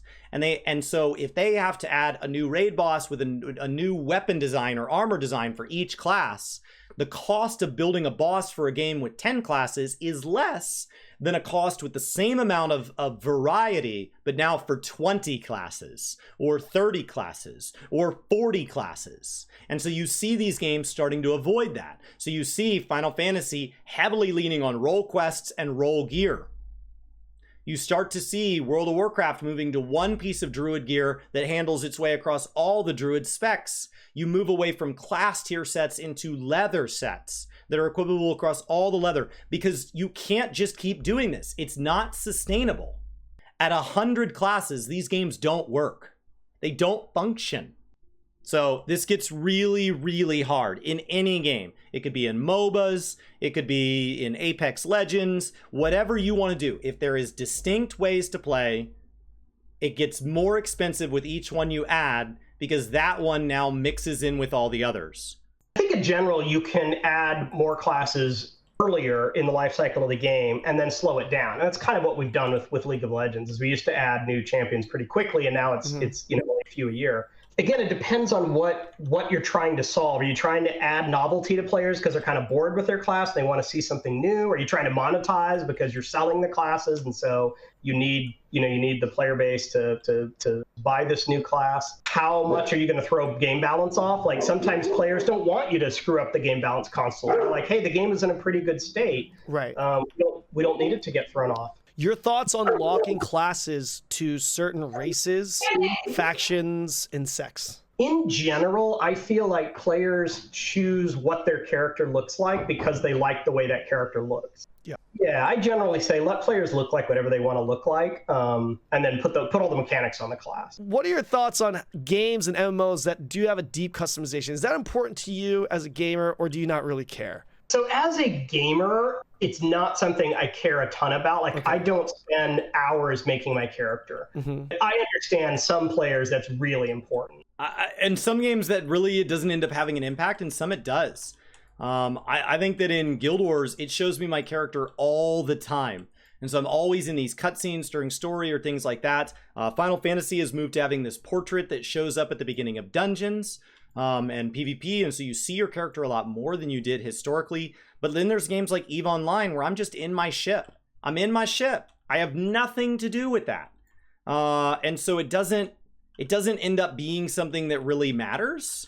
So then there's this question of like, why even spend that long? But I think it's about just not yucking other people's yum. And I think that Final Fantasy allows you to largely be whatever you want. World of Warcraft does still have some of this stuff still in the game because it was there before, but they've been pulling out the faction restrictions. They've been pulling out the race restrictions. They've been increasing the customization.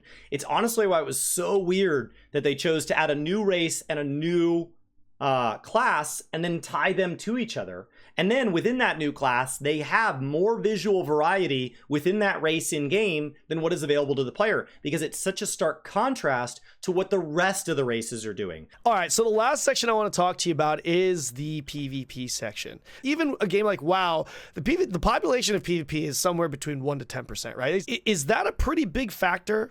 10% of your players could still be a lot of players, right? Like, sure, 10% absolutely. Of your players may play warriors, or even fewer than that. So when you're designing this game, do you design something for a small percentage of players? Keep in mind that the top end PvE content is often cleared by single-digit percentages in these games. It's a small percentage of the game, but it's something that is incredibly impactful. A lot more people view it than just the ones that participate it. And everything in an MMORPG is consumed by a very small number of players relative to the whole, unless it's mandatory. Each individual difficulty of rating, the higher the difficulty, the lower the percentage, and they plummet to abysmal rates. How many people engage with the various optional side systems, including but not limited to PvP. It's a bunch of small different ways to play that create your unique way to play. It's still a lot of people. It just doesn't fit with some games. Some games want to be more story-based. They want to be more cooperative. PvP does take a lot of effort to balance. Sure. Like, that's the biggest thing. PvP is so easy compared to balancing PvP. The monster doesn't care if it's stunned for 6 seconds, but 6 seconds is an eternity for a player to be stunned. Absolutely. Yeah, PvP is very hard to get right. Do you make the system function differently? He said that in World of Warcraft, while he was there, they didn't want them to function differently. I think World of Warcraft has tried to take that very, very literally. If something's done for 6 seconds, it's just done for 6 seconds. We don't want 2 tooltips. Final Fantasy has taken this totally opposite. If we're going to kind of have spectrums here, the opposite end is that it is a totally different set of abilities that function totally differently. And so I think separating them to that degree has worked really, really well in the Endwalker expansion for Final Fantasy XIV at bringing a mode into the game that has traditionally been a small percentage of the population up to something where a larger percentage of the population can enjoy it than has up to this point. And so you see games balance this, and that's really going to vary for each game what makes the most sense. Canon says that World of Warcraft has the largest PvP community, and it probably does in raw numbers. And then he mentions the percentage as a separate point in how to, and on that point, I do wonder what the percentages are in more PvP-based game. What percentage of New World players are sometimes PvP flagged within, let's say, a month? Tab targeting versus action combat. This is another very big discussion amongst all MMOs. What do you prefer, and what do you like seeing in MMOs? Are you an action combat guy, or are you a tab target guy? And then you have games like Guild Wars, by the way, that's like a mixture of both. What are your thoughts? It's like a lot of my answers. There are, like you said, there's strengths and weaknesses to both. I've probably played more tab targeting games than action games. Maybe it's just because action games haven't had as much time to mature and they'll get there. But a lot of MMO combat is complicated enough that trying to like stay on the target, thinking that someone was in range when they weren't, like those are pretty frustrating moments, and they feel like you're fighting the game versus fighting the the enemy or the other player. Ultimately, a game is either tab target or action target. If there is an option, it's going to come down to which one has the better outcome. It's really nice that they offer it as an option for people that maybe due to the way they play with a controller, or people that have a preference, or people that have a disability where one is easier, that's made available. But ultimately, if there is a version of the game that allows you to stay on target, that is objectively better than having to aim your abilities. Because in a high stress, high difficulty moment, that person won't miss versus the other person will. There will be a better. Every game is either one or is the other. So it's an incredibly interesting question as far as what's Ghostcrawler's preference. I wonder what Canon's preference is as well. I like them as a mix. I really like playing a little bit of both. Some of my favorite times in Final Fantasy has been when I've been playing Destiny at the same kind of pace in my life. Because I like the act of having those separately. I've been mentioning Call of Duty because I've been having a lot of fun in the new Call of Duty. And I play that when I'm not on a tab targeter during the day on stream. So which game do you feel like you enjoyed the most as far as the combat goes? So like this kind of ties into that. I would say that I enjoy tab targeting more. Mm-hmm. But my hope is that there is room for action combat games. Like I said, I love Dark Souls, I love God of War. Those certainly aren't tab targeting, and they're very fun, visceral combat. Right. And hopefully, action combat and MMOs will get to that point too. But I think it has a long way to go. Really? Okay, interesting. How much more expensive is it for an action combat game compared to tab targeting? I have no idea, but I would assume that it's more expensive to have an MMO that's designed around action combat compared to tab targeting. I could be completely off on that. It's a good question. You have to, you need better server ping. You need better server responsiveness and good prediction for what's going to happen. Because generally in action games, your positioning, your distance to the target matter a lot. On the other hand, like shooters do pretty well. They have like very, very, important, being able to get a headshot or something like that is down to the microseconds sometimes. So I think it can be done. I think ranged combat is generally easier to design than melee combat. And a lot, Destiny is largely a ranged game, but a lot of the MMOs we're talking about are fantasy, and there's an expectation of I'm going to be up close fighting someone with a sword. And so getting the melee combat to work when you have to be up close, you have to be on top of someone. The swing generally takes longer than just firing another bullet. I think those are all the challenges that action combat is still working on. But, right. Pretty good in Lost Ark, feels pretty good in Diablo. I've never thought of it as a cost thing. I've never thought of action RPG versus tab target as a cost thing. So it's an incredibly interesting question. And it heavily shifts very quickly to what they're talking about with ping. How does it feel? Which starts to be, do you have a game that's designed for regional play versus not? And so if you have a game that takes 100 players in a map to feel good, then all of a sudden, if you have players from different regions that want to play together because they both have the same objective at the same time, or they're just friends online or whatever, then all of a sudden that doesn't feel good. Because for one player, they're playing with worse ping. On the other hand, if you have a tab target, that's okay, because the ping is something that can be overcome at an easier degree to action RPG. So if you're in something that's more lobby-based, like Warframe or Diablo or something like that, you can afford to have more of that like quick twitch reaction type moment in the moment-to-moment gameplay. And it doesn't feel like it's penalizing you as heavily as when there's 100 players present, and any lag that somebody gets either local on their machine or with their connection to the server suddenly drastically determines your outcome. Diablo, so yeah, it does, but I feel like it does because it's isometric, it's top down. I feel like it's completely different if you're doing it in 3D. It'd be so frustrating of someone like jumping around behind you, you know, in a real action combat game that was over the shoulder camera. That would just be like, where'd they go? You know, you're constantly. But that's the part I dislike the most about PvP and MMOs is the jumping around, the circling. That's not my fantasy of martial arts or sword fighting, of like someone hopping to make them more difficult to hit, right? Gotcha. Right. Do you like? I don't know if you've watched the competitive BDO arena tournaments, but like if you watch them, it literally looks like one of those Chinese kung fu movies where the characters have like teleporting powers. They're just like going like this, or those Dragon Ball Z, fight scenes where they're just going like this. It's actually kind of insane. Do you prefer something that's a little bit slower, or do you like that off the wall? Like you look at it, you're like, holy shit, like this is crazy. This is insane. I like it when players can demonstrate skill, and I like, that goes for rating too, is it doesn't have to be one size fits all. Like what makes a fun PvP bout to watch is seeing extreme skill in play. And so I think it's fine if some players can pull off like ridiculous moves that not everyone else can.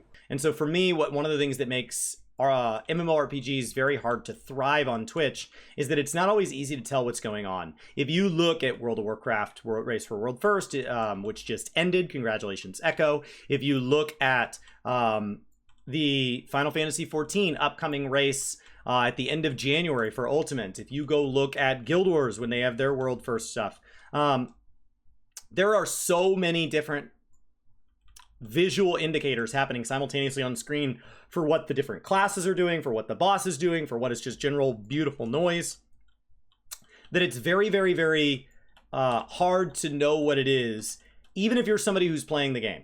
Which means anybody who does not play that game or has been away for a long time, you don't stand a chance.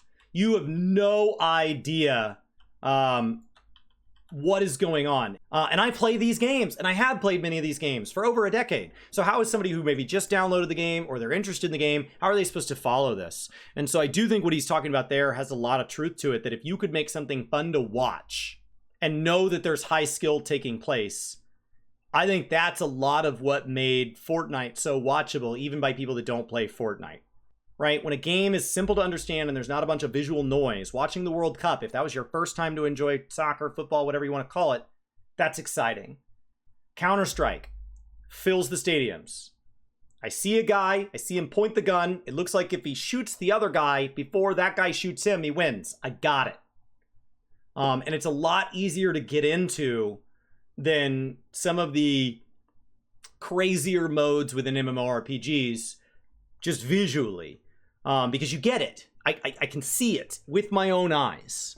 The last thing that I'll ask you, and we could just do this really quick, but it's the lore. And this is I don't know Nikrit. His videos are fantastic. And I saw you on your Twitter actually link the video, and you're like, I cannot confirm nor deny this. How important is it for you guys to stay true to that lore for the MMO? Is it going to be a little bit of variation, or are you guys going to be like trying to recreate that story within the MMO? Yeah, so like, again, without giving any announcements, I could just tell you how we at Riot overall think about it, which is we want players to have that investment. And if you feel like oh, everything's fluid, everything could change at a moment's notice, it's hard to be invested in the lore because like nothing matters, nothing has stakes. It's just going to constantly change or be retconned. So the way we think about it is there are core truths about the world, about the characters, and if you violate those, that's pretty risky. We think for the most part, for a lot of players, they just kind of want to feel like that's true to their characters. It's right. like, oh, Garen would do that. That feels like something Garen would do. Or Kali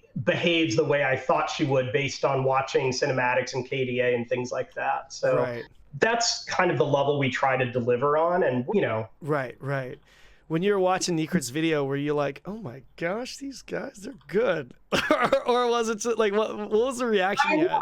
He's been a fan of for a while. So he picks up a lot. There's things he totally gets wrong, and he'd probably be the first to admit it, where he's like, oh, look, I'm going to connect the dots. And we're just like, nope, totally wrong. But that's why the speculation's fun. If it was very easy to guess everything, it wouldn't be fun to talk about. So you're like, wait, is that true? Is it, that's the fun part. Right. It's funny you say that, because one of the things that I'm really curious about when it comes to the races for the Riot MMO, because like one of your races has like 20 races within it, like the hybrid, right? The hybrid race, right? Like they talk about the Messiah, like yes, like art, yeah. Art animal, yeah. Because then each one of those could be like a race, or if it's just gonna be a few. I don't know. I'm just kind of curious as to how you guys are gonna do it. Is there anything?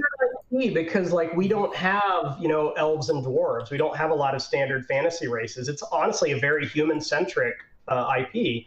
Right. A lot of the characters you see depicted are human. Like almost everyone in Arcane was human. That's just the world we made, for better or worse. I will ask this question on behalf of the entire MMO community, but the last question I will leave you with is there anything that you can say about the Riot MMO that hasn't been shared already? Is there anything? The smallest little thing. Is there anything? I guess I will say players have made a lot of assumptions, and some of them are just flat out wrong, and that's been fun for us to be like, oh yeah, they think they figured this all out, and they've totally gotten it wrong. So that's been fun for us. Has there ever been anyone that has said something that would be the equivalent of Game of Thrones spoiler here? Gonna be sitting on the Iron Throne at the end, like where you're like, oh my god, this guy, how did he come up with that? He's actually right. Has there been anyone that you've seen? If you're talking about like the biggest, darkest secrets, crazy story twist, no, I don't think I've seen that yet. Okay. But they also, we haven't said much about it all what the story is. Yeah, everything is really mysterious right now. One of the things Riot has done is gotten players to the point where they trust us to get it right. Like we may not get it right away, and we'll make mistakes, but given enough time and feedback, we'll try to do the right thing. Okay, so you obviously can't give us any dates in regards to anything, but would you be able to tell us maybe when you'll be able to say, hey, I think we're going to start releasing some information now? Is that something that like is still years away, even that, or is that something that we can maybe even expect in 2023? If you can't answer that, then obviously that's fine. The way I'll answer it is we want to be able to communicate when we have real information. Right, gotcha. Well, probably when we're comfortable with that is when we'll start talking about it more, and again, this is not going to be what we call in the business the grand reveal, where suddenly one day, here's everything. Here's everything. It's going to be a slow trickle that goes on for a long time. Well, Mr. Greg, I really appreciate you making the time. The end there was really sustainable. Greg said what was largely said of WoW recently. I want to release good content, but I know it's not going to be perfect. And when it's not perfect, I want to have a plan to fix it. So good communication, content with as few bugs as possible, and the ability to fix it in a timely manner once you made a mistake. Giving him the opportunity to reveal something here if he wanted to is a fair ask. That's what people would have put in the comments. How come you didn't ask him if there was so, giving them that question at the end, even if odds are he's going to say, no. That's okay. It's still a long way off, and I think anything they reveal too soon, A, it doesn't get to be exciting later when they want the hype, and B, if they change their minds on something, it makes them look like liars, and they are still in the development process. If there's anything that I've learned from Lost Ark, if the consumers and the players have a lot of respect and love for the director that's running the game, then that really goes a long ways, and I wish nothing but the best for the future of this game. Thank you. It's wonderful. I've missed being able to talk to players about what we're working on, and we can do this again when we actually have something to say. I'd love to.